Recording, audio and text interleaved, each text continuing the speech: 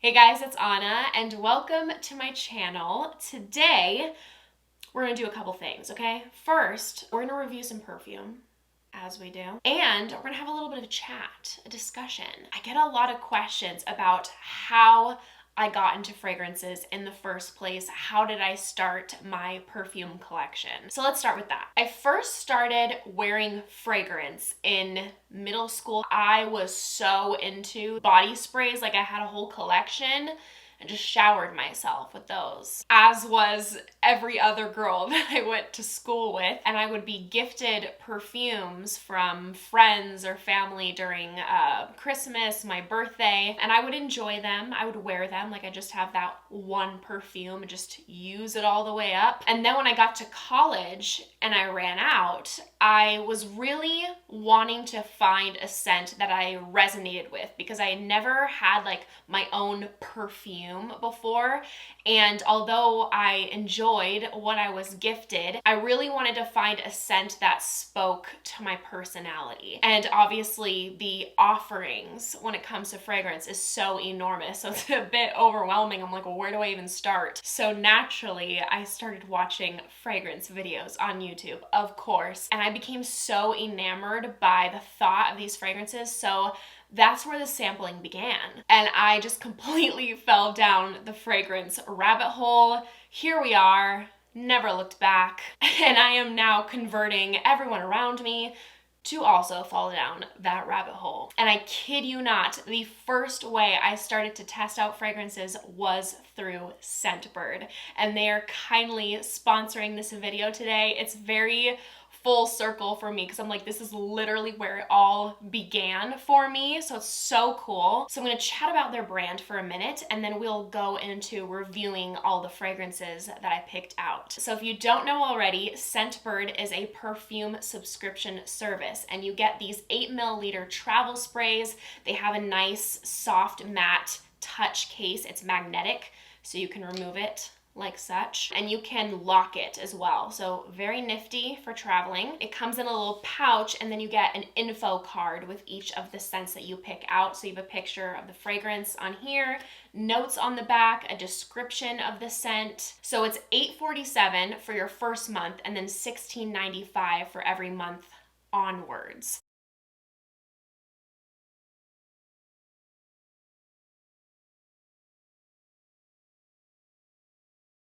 And I honestly find this to be an agreeable price point, because when you are purchasing travel sprays from fragrance retailers, they're usually $25 to $35. So you're actually getting it at a cheaper price through Scentbird. And I will sometimes be paying like $20 for a 2 milliliter decant if I can't find a sample on, my usual sites and it's a harder to find fragrance. You are getting 8 milliliters here for $16.95. They carry both designer and niche fragrances. They're constantly rotating their offerings and the brands that they carry on the site. And you can customize your subscription options from month to month. You can even select the duration of time you're gonna have a subscription. And if you loved your travel size, they even have a selection of full-size fragrances to purchase as well. So that's my spiel. I really recommend them. If you're a non-commitment to a full-size bottle kind of person, this is excellent, because you're getting enough to really get the feel of the fragrance, but you're not having to spend $100, $300 for a fragrance, and you can quickly accumulate a huge scent wardrobe. So let's get into the perfumes that I picked. So I chose a good amount of fragrances to try from Confessions of a Rebel. I've never smelled this brand before, and there was quite a few fragrances that appealed to me. So the first scent is Bite Me. This is a fun, girly, fruity, sugary gourmand. This definitely smells like a fragrance Ariana Grande would come out with. It does smell quite young to me, so it's not something I would personally wear, but I do find the scent to be quite yummy. It smells like airy, sweet, red velvet flavored cotton candy. I get the strawberry and vanilla orchid the most, and the apple that's listed doesn't smell very appley to me. It's more so like a red candy apple vibe. And the rum is very quiet. I don't get that until about 2 hours in, and it's still very soft.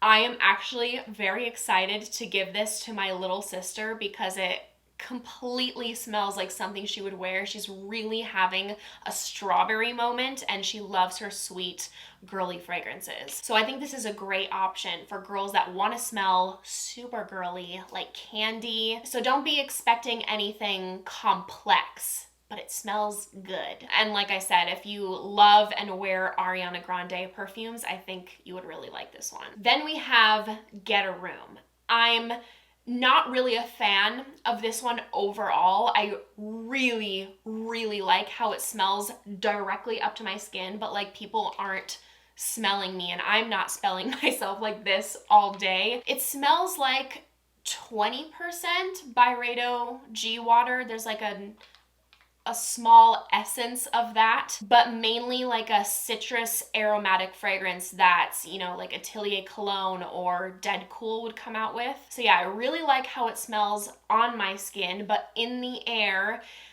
it's the sage, I'm guessing, or maybe the orange, maybe both, but it comes off very sharp on me. So sharp, in fact, that it smells incredibly mineral on my skin. Like that intense salty vibe that you get from fragrances like Théo Cabanel Pou Salé, which, by the way, my first impression of that fragrance was fantastic, but then the more I wore it, the more that mineral note popped more on my skin, so now it's not for me. So it could be my chemistry, it could be the notes, who knows? But if that part was missing, I would think this was fantastic. Besides that, I get a vanilla that rounds everything out. It doesn't smell sweet or edible. A tangy mandarin, hint of a crisp apple just in the opening, and then a good amount of aromatic notes. So I would recommend testing this first. I mean, as I do with everything, but this one in particular, I would just see how it pulls on you. Next from the brand is Bitch Please. I like this one. I get mainly a creamy sandalwood and musk. Those are the stars of the show, but there is a part of it, the sandalwood, that just is a tiny little bit sour, just a little bit to me. For example, fragrances like Une Nuit Nomade, Nothing But Sea and Sky, and L'Orchestre Parfum Piano Santal will kind of pull that way on me. And for the most part, I'm just experiencing those soft, fruity notes in the beginning. They're more quiet and supporting. So I like it overall, but I have others in my collection that I'm just obsessed with, like Juliet Has a Gun, Sunny Side Up. I cannot shut up about that. That is creamy sandalwood musk perfection. And the last one from Confessions of a Rebel that I have is Let's Be Real. I'm personally not a fan of this one. The white florals in here pull very suntan lotion-like. I know that is a very popular DNA, so if you're into scents like that, you will most likely enjoy this one. So you get that summery white floral vanilla combo that is very popular. A hint of musk and cashmere wood. It's very warm, creamy. It reminds me a bit of fragrances like Tom Ford Soleil Blanc, Replica Beach Walk, in that kind of overall family. It really surprises me that there's no coconut listed in here, honestly. So yeah, it's not for me. I don't find it unique, but you know, I know a lot of people enjoy the scent profile. Moving on from Confessions of a Rebel, I then chose a couple of fragrances that are said to be in the ballpark of Le Labo Another 13. You guys know my absolute burning obsession with that scent. The first one being Veronique Gabai Eau de la Nuit. I like it. Yes, I definitely get that resemblance to Another 13.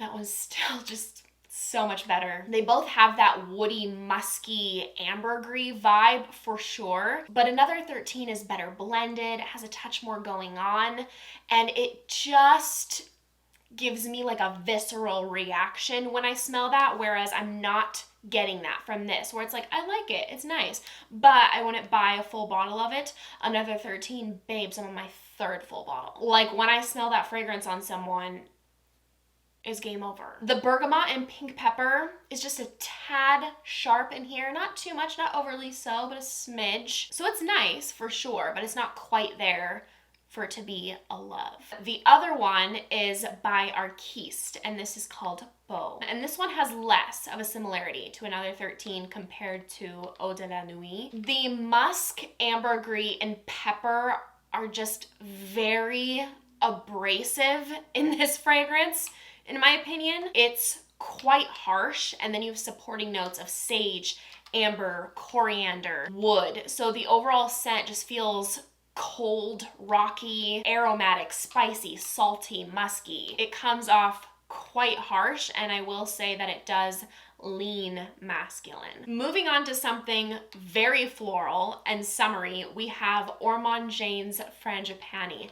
I quite like this one. I love the opening. That lime and linden blossom blended with, the tropical florals is so gorgeous and special. It really makes it pop and gives this a sparkling, effervescent, champagne-like quality to the fragrance. After about 20 minutes, that goes away and we're left with crisp white florals of water lily and magnolia, and then of course, tropical frangipani. It's a very elegant and feminine scent. You get a clean musk and then just a touch of cedar and plum. Those are more quiet. Overall, I think it's quite nice. It doesn't quite suit me, but I think it's a nice scent. But that opening was killer. That opening had me thinking, I'm gonna need to experience this more, and I may or may not get a bottle. This is for a classy lady who loves her florals. Now, a couple for the guys.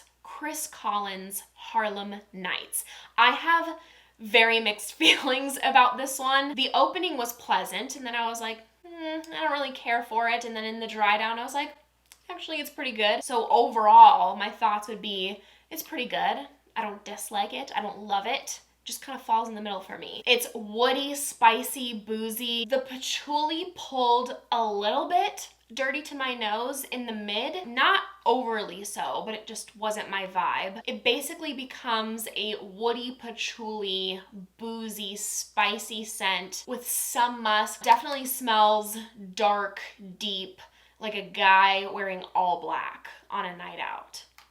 Harlem Nights. Okay, this next one, this is my favorite. This was my favorite out of the bunch. Ex Nihilo's The Hedonist. I think this is absolutely fantastic for a man. It's fresh, but also has depth and a unique factor. I think this would appeal to a lot of guys because whenever I ask any guy in my life, I'm trying to give them fragrance recommendations, I ask, what is your kind of scent profile? What kind of scents are you into? And they literally all say either fresh scents or woody scents. And I'm not saying all men fit into these categories. I'm just saying in my personal experience, when I talk to guys, that's what they say. And this appeals to both. That bergamot and ginger is so interesting. It is cool. It gives it a punch. The wood gives it a masculine depth, but then you have a hint of tonka in the base. I really love this. This could be a guy's signature scent.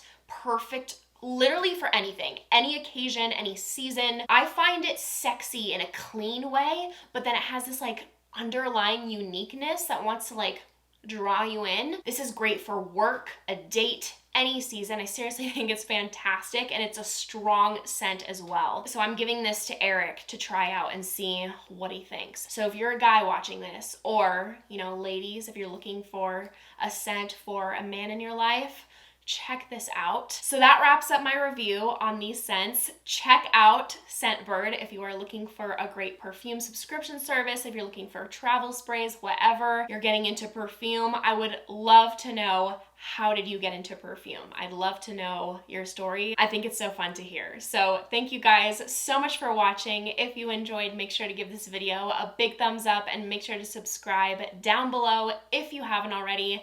If you want to see me in any more videos, I'd appreciate it so, so much. I hope you guys are having an amazing day, and I hope to see you in my next video. Bye.